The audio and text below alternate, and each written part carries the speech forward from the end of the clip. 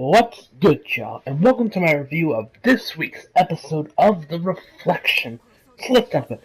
So we started this episode off surprisingly with the Japanese girls that we saw, that we've been seeing throughout the whole season. This time they're still, and we're pretty much and we pretty much see them where we left off with them last week, where they're just, it's like they're like, hey, do you want fish or beef? And they still haven't decided. They're like, oh man, which one's the sad day? Or like stuff.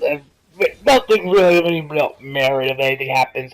We then later see them later on in the episode when I Guy is like, no, I'll talk about that part a little bit later on to that part. So after then we get to Eleanor and the Mortal Kombat chick. Where we left off last week, where she has decided, she's going to go with them, see Rafe. So she's like, this could be a trap, and she's like, yeah, I know, I'm still coming. So then she goes, and then next to the I guess secret agency, whatever you want to call them, so Eleanor gets in a van that, that the chick that can go on, that it's pretty much a human. This version is like pretty much a female Human Torch, and powers, personality. So she the chick that can go on fire. Yeah. So she's driving the car. They leave, and then the secret agency that we saw last night was questioning like, hey, we need your help to help take down Wraith, and so they start tailing them. And they eventually notice that they have been being tailed. But while that's happening, we have to get back to Exxon and crew. Eleanor, not Eleanor, Lisa, you guys lost us, so we know that she wasn't really asleep. She looks like she's in, but she's not really. She's been listening into the conversation listening into the conversations Exxon has been having. So she got fake, it's starts stretching and shit. And she says, hey, I'm grateful for you guys helping me out. I mean, now I have my wings, I can fly. And she just tells us believe in Eleanor, just believe. So then we get back to the tail, and so they're tailing each other, and then eventually she notices that she's being tailed. So then she has one of her subordinates, I guess we could say, use his power, and he's pretty much like Mysterio in the fact that he can summon illusions. It's like he's like a mixture between Mysterio and I guess Scarecrow, in a sense where he can summon illusions, but they scare the shit out of people, like Scarecrow with his fear toxin. This time he has snakes. He has snakes going all over the dude's arm that's driving the car, and everyone else starts seeing these snakes. And the chick that we saw, that's kind of, as you can see, the leader of this operation, sees him. One of them actually bites her. She takes it off, throws it at the window, and she realizes that these snakes are just an illusion, and the way that, and I guess his power is like a mix between a Mysterio with the illusions and Scarecrow with his fear toxin, because he can create illusions like these snakes, but they're scaring the absolute shit out of people with Scarecrow's fear toxin. So people are losing their shit. They got the drivers, driving like a madman, fearing left and right, and so she eventually takes over the wheel. They swap the seats, and then she takes over the wheel and takes care while everyone else is still having to deal with these imaginary snakes. And then they start speeding up, and then she quickly follows suit, and then she calls up one of her other subordinates, I believe his name is Through, and they start, teleporting, then they start teleporting, start going through walls, like they just it's like, you remember like Kitty Pryde in X-Men, where she could just go through walls? It's like that, so then she asked one of the guys in the back, working on the computer, to send her the footage. So she sees the map while she's driving, and then eventually it leads into her a Terminator 2. Like, you guys remember that chase scene in Terminator 2? Between the T-1000, that giant truck, and the T-800, and his motorcycle with John Connor. You remember that? I don't know what that kind of area is called, but it's where he had that giant ass truck and he was following the T-800. Well, John Connor was on his bike. He was trying to get away from both of them. It was in that. We have in that same area where they end up going, and then this Electro knockoff comes out the car and uses his power and takes the car and throws it on its side overhead, leaving them so they can't drive anymore. So then V actually shows up, knocks the dude to the ground, takes care of him, and then Michael shows up, and grabs the leader of this operation. I don't think we've gotten her name yet. She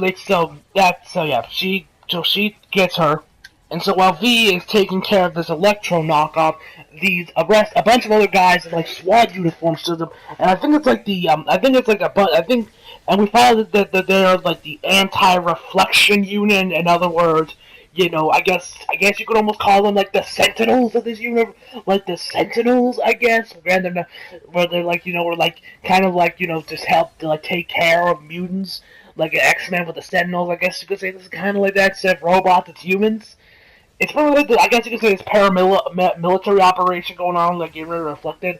So she first gets them, Michael and this Electro knockoff, and then they go visit, Eleanor, not Eleanor, Lisa, Exxon, and the detective, and they pretty much like, we have this entire motel surrounded. So Exxon puts his hands up, and they take him to this military base. And where we start, as while they're walking through the military base, we hear these little whispers from people around, be like, "Yo, is that Exxon? Is someone that small? Are we safe with this being reflected here?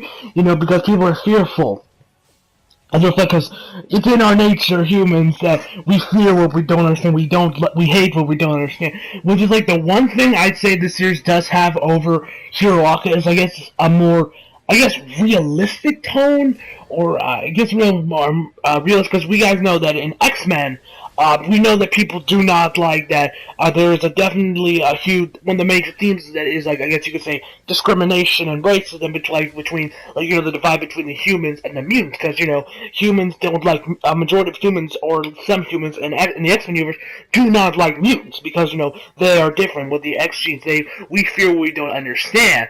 Rather than say in the Avengers or Spider-Man or I guess the Fantastic Four, where everyone is completely hunky dory with like these heroes around with these supernatural, I guess these superhuman abilities, rather than X-Men. People hate it. People are like people protest about it. The Sentinels, all that shit.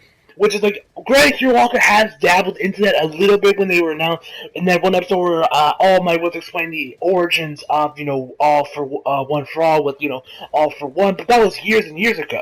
I would like to see that more kind of happening now, but but at least I get that with the reflection, with the more realistic. Because that's one thing I like about this is that they kind of are more real. That was like one of my kind of little flaws I had with the series. Like in the first season, like everyone is completely okay with these heroes. There's no where are the protests?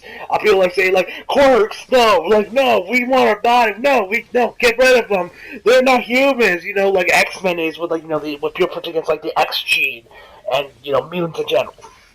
When we see a little bit more throughout this episode, where actually Exxon is by this girl that's working on a computer, and he's just chilling over her, and she's like, oh, she starts shaking and sweating, and she's like, the commander is puts her hands and relax, and he says oh yeah, I am part of the LA the anti-reflection squad, and he pretty much explains that people who are enveloped by, when the reflection occurred, people that were enveloped by the purple smoke of the reflection incident, we call them darkness reflect, I believe, and ones that were by the green light, they're called bright star reflected.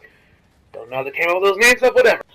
So after that, the woman that was in that Michael saved, I guess you can say the leader of that operation, or the truck that they were in with Eleanor, she comes out of her hospital bed and she's like, man, those guys, we only saw what they wanted us to see, and then we have flashbacks of previous episodes, and they say that this time they were trying to kill me, blah, blah, blah, blah, blah.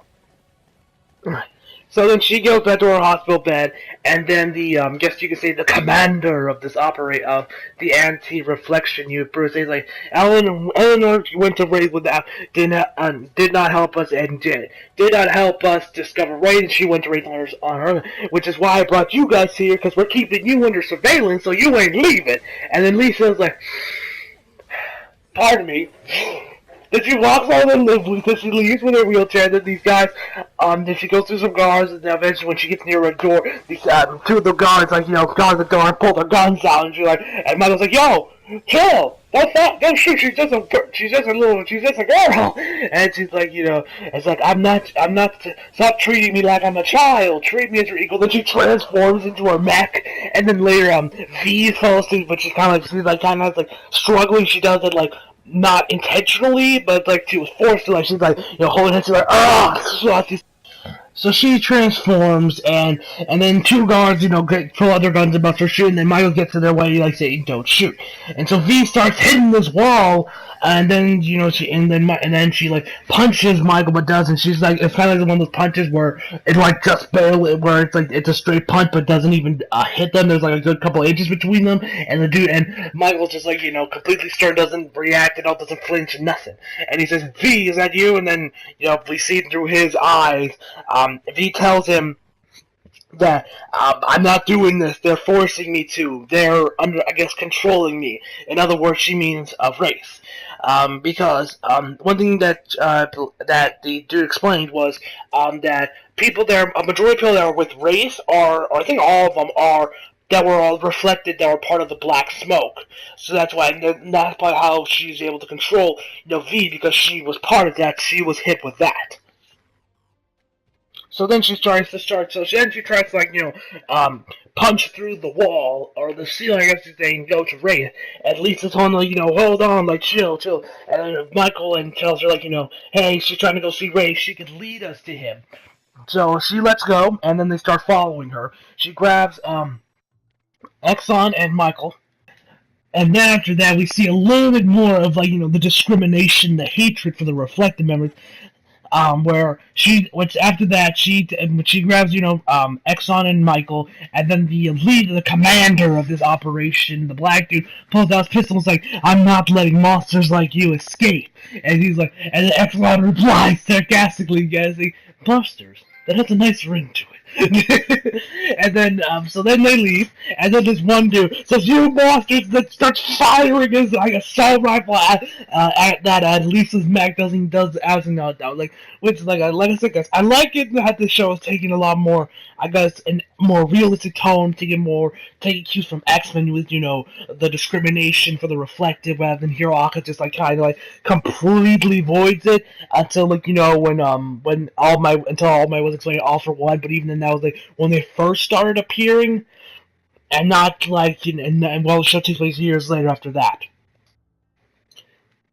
So then next we get back to the Japanese girls that we saw at the beginning of the episode. They're in their car in this bus, and they're all telling us, "Man, we finally made it to America." And then we get to I-Guy, or I should say Ian, and he's in his Lambo driving around. Then he sees actually V, jumping on Lisa, following them, and then he turns around and follows him because it might lead him to race. And then we see the Japanese girls again when he's speeding past him. He's like, "Oh wow, supercar, that's cool." And so then we finally get back to Eleanor at the end of the episode. It's her, and a couple other people, and then we see who Wraith actually is. And guess who it is? It's the man, the myth, the legend, the goat, Stan motherfucking Lee. Yes, he is Wraith. It's weird hearing him in Japanese. But the Japanese voice that portrays him, he does a good job. But yeah, I'm really curious about the dub, though. I'm curious if Stan Lee is Funimation context, Stan Lee had him, dub himself, or voice act himself in the English dub. I should have really watched the Reflect. I have yet to get around to watching that. I'm curious how that sounds. But yeah, that's where the episode ends with, with Ray saying, "Hi, I'm Stan Lee." Well, he doesn't say hi, I'm Stan Lee, but he just, just like, "Hi." Just says, "Hi, glad to see you. We have nothing to stop it, blah, blah, blah." So that's where the episode ends. So overall, a fantastic episode. A final rate, I will give this episode a 9.5 out of 10, which means that this week, the Saturday Morning Wars goes to Hiroaka. Now, you guys might be like, "Oh, Glenn, why'd you go take it here? Haven't you been complaining about Hiroaka throughout this whole review?" No, I'm just pointing out, one of the little flaws I had with the series is that, that they didn't tackle, the discrimination part of, what happens to people, with the chorus program. We kind of saw a little bit of that. But overall, I'd say Hiroaka had a better episode. But man, I'm so hyped for next week's episode of Hiroaka to see what goes down between All Might, All Might, Deku, and Bakugo. That's going to be lit! And we're looking for what's happening next week. So yeah, guys, hope you enjoyed the video. Leave a like if you did. Subscribe if you're new. Follow me on Instagram and Twitter if you're feeling. Links in the description box below. And as always, come back for more. See you guys next time.